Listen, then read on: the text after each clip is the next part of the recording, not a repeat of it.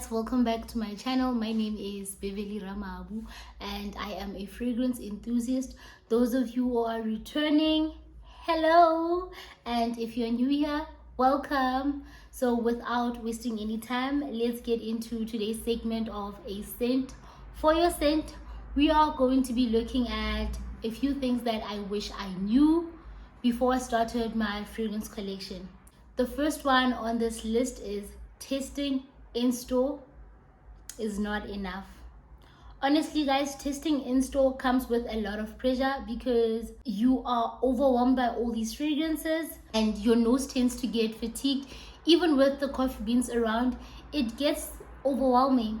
So what I usually do is maybe try out 3-4 fragrances, apply them on different parts of my body, leave the store and go about my day, and try to assess how the fragrance actually interacts with my body and how maybe people around me also receive the fragrance. And then I'll return a day or two later to then make my purchasing decision.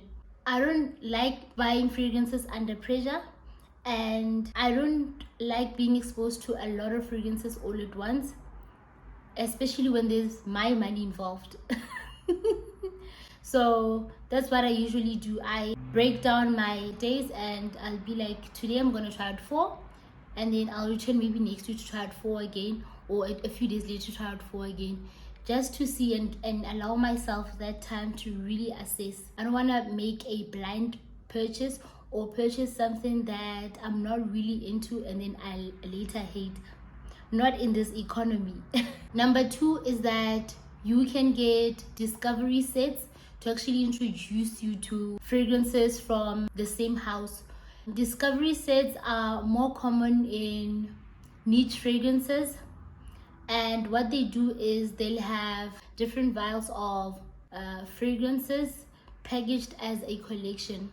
I feel like that's actually a bargain because you don't have to buy all the different full-size bottles, but instead you get introduced maybe to a certain collection, and then from that whole collection you can actually pick whichever fragrance that you are really into.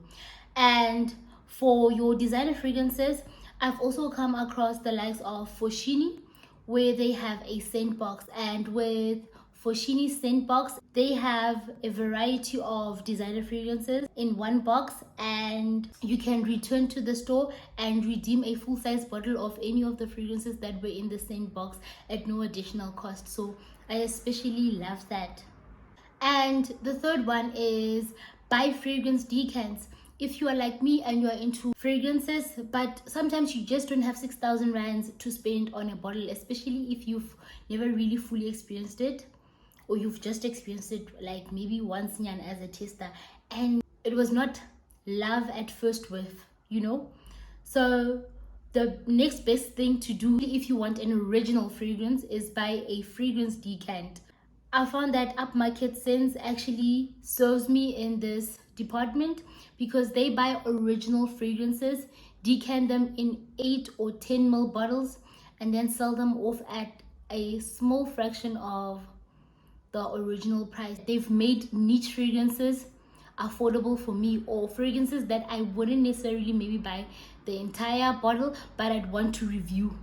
You get what I'm saying? So look into getting fragrance decants just so that you can see if you are vibing with a certain fragrance before you actually maybe then purchase a full-size bottle.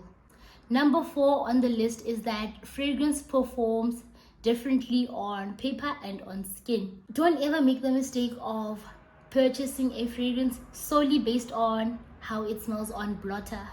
Do not make that mistake. If it's anything, I am a huge advocate of applying fragrance on your skin so that you know how it works with your body chemistry.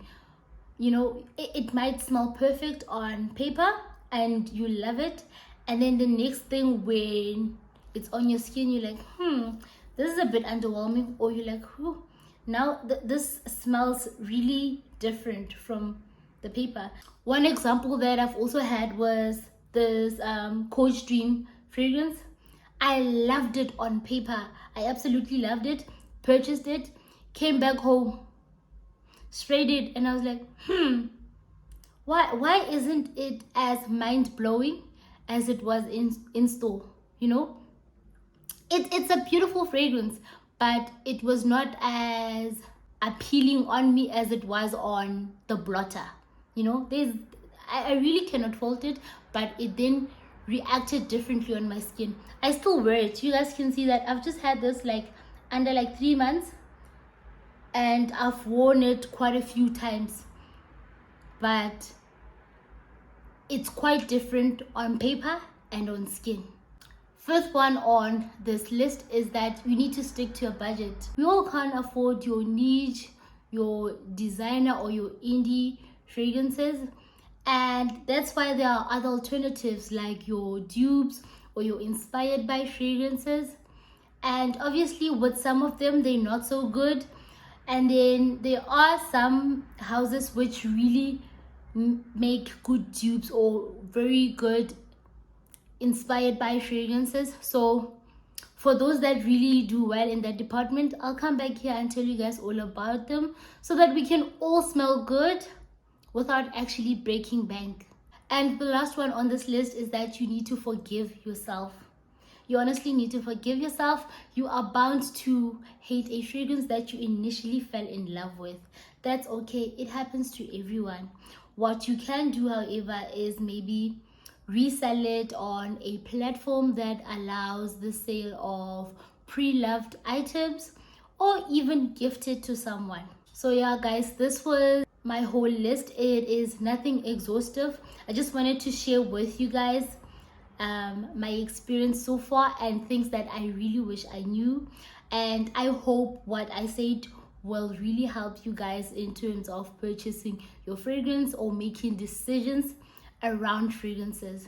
So thank you so much for watching up until the end. Love and light. Mwah.